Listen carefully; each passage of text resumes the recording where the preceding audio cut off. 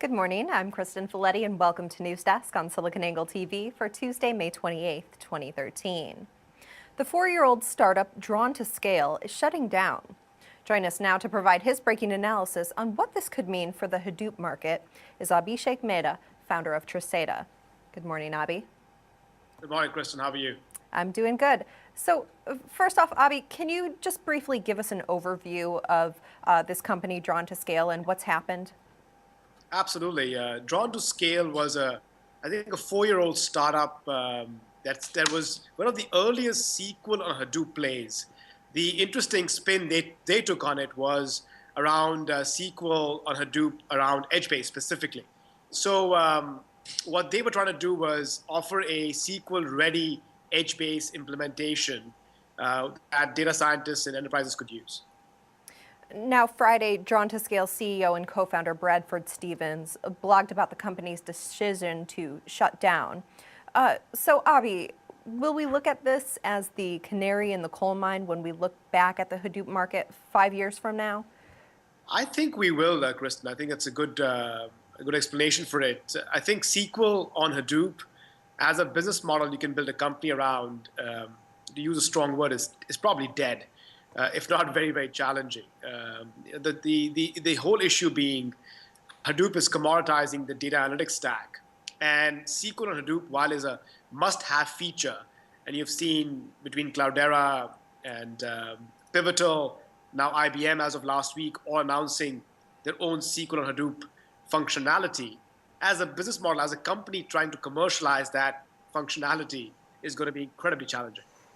So you described SQL on Hadoop as a must-have feature. Is there a difference between a must-have feature and a business model that a company should build itself around? It's probably a good question for VCs, but the way I look at it is a commoditization angle, Kristen, which is parts of the data analytics stack that can be commoditized will be commoditized.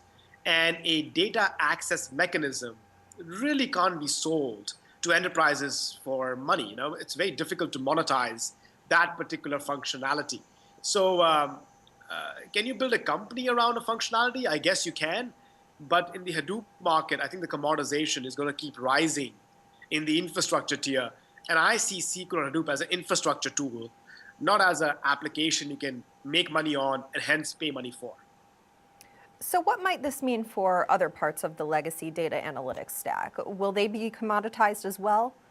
We've discussed this on SiliconANGLE multiple times, and you know my views on it, which is the answer is absolutely yes. I think we will see that any infrastructure-specific tool set, whether it's SQL on Hadoop, as we've just discussed, or it's ETL, the traditional extract, transform, load, and higher up the stack where there are more tools and less applications, the answer is they absolutely will be commoditized. And as the open source community continues to expand projects that they wish to contribute back to the open source community, you will see a lot more commoditization happen a lot rapidly as well. In this sequence, what goes next? In your opinion, what part of the stack is ready for commoditization? In my opinion, the thing that we will see go next rather quickly is ETL. ETL, there are two reasons or two factors that would drive it. One, ETL tools are a dime a dozen now in the open source community, and both as ease of use workflow based or just the functionality of moving data around. That's one part. The second issue is the very promise of big data is that you should not move data around. So if you don't have to move data around, why do you need ETL? You still need the T, but E and L definitely become commoditized if the data movement over time reduces dramatically. So I believe that we will see commoditization in the ETL part of the stack rather quickly. So what lessons should we learn from Drawn to Scale's demise? It's an interesting question, Kristen. Drawn to Scale was a company I liked because of the people. It's our companies around talent. Bradford is a very smart guy. He had some really, really smart talent. I think the lesson to take away for aspiring entrepreneurs in the big data / Hadoop spaces, think around the old stack and try and be as high up in the stack as possible. because I think the enterprise sales cycle for technology has completely changed. You just cannot sell tools anymore. And when you can't sell tools, because tools are tough to monetize, you have to be able to walk into an enterprise and sell a solution that solves a particular business problem. SQL on Hadoop doesn't do that. ETL doesn't do that. Infrastructure as a service doesn't do that. Not to say that you can't build companies around it, but I think the higher up you can be in the stack solving business problems, the better chance of monetization and success in the future. Now, Drawn to Scale had initially reported that they received the correct funding and support that they were looking for, but they still, found failure with themselves. Is this something that happens commonly among startups? Of course it does. As they say, 1 in 100 startups actually work, and everybody else, you and Treseda and me included at Treseda, are chasing the odds. So no, it happens a lot. I think Bradford in his blog, which is a good blog to read, talks about how he had momentum. And I think the very definition of momentum is changing. The very definition of success is changing, especially in parts of the stack that are being disrupted as widely as data analytics is. So yes, it happens a lot.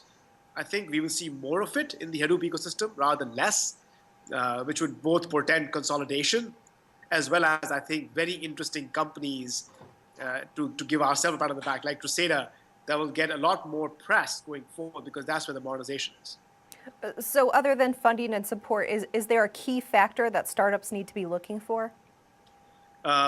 I think making it specific, I'm not a startup expert, but making it specific to the big data world, I would say yes. I think you have to realize that given the economic situation and macroeconomic condition we are in, the era of selling technology as a tool is over, which means that unless you have a technology software product that solves a particular problem, it's going to be very challenging for you to go for the 7-8 figure sell, because it's very difficult for businesses to justify $1 million, $10 million software purchases without showing real tangible business value from it. I think that's probably the biggest takeaway I would like the big data ecosystem, the startup ecosystem to take away, is there is a massive disruption happening.